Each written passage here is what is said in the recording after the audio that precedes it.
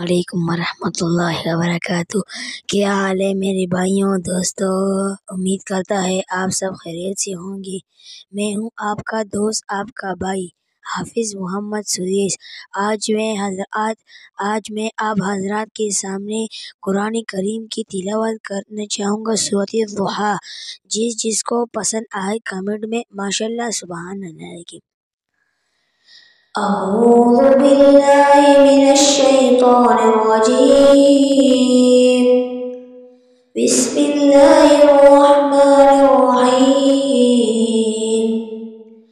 والضحى والليل إذا سجى ما ودعك ربك وما قلى وللآخرة خير لك من الأولى ولسوف يعطيك ربك فترضى. والضحى والليل إذا سجى ما ودعك ربك وما قلى وللآخرة خير لك من الأولى والآخرة خير لك من الأولى ولسوف يعطيك ربك فترضى. ألم يجدك يتيما فآوى ووجدك ضالا فهدى ووجدك عائلا فأغنى ولسوف يعطيك ربك فترضى. ألم يجدك يتيما فآوى ووجدك ضالا فهدى ووجدك عائلا فأغنى. فأما اليتيم فلا تقهر وأما السائل فلا تنهر وأما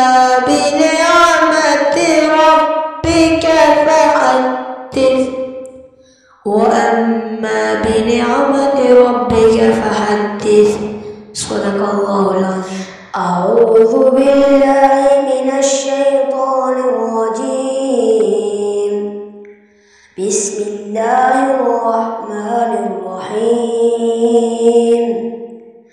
والعاديات ضبحا فالموريات قدحا فالمغيرات صبحا فأثرن به نقعا فوسطن به جمعا إن الإنسان لربه لكنود وإنه على ذلك لشهيد وإنه لحب الخير لشديد.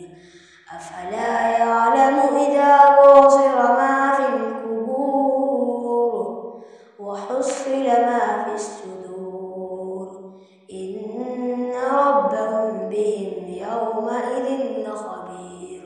صدق الله. بالله من الشيطان الرجيم. بسم الله الرحمن الرحيم. إذا زلزلت الأرض زلزالها وأخرجت الأرض أثقالها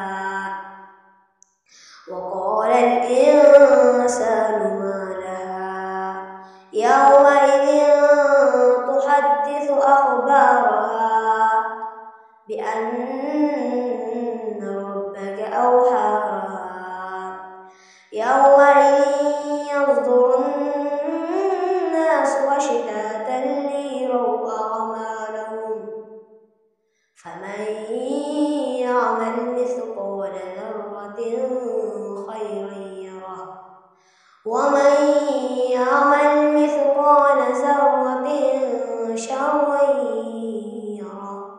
صدق الله العظيم.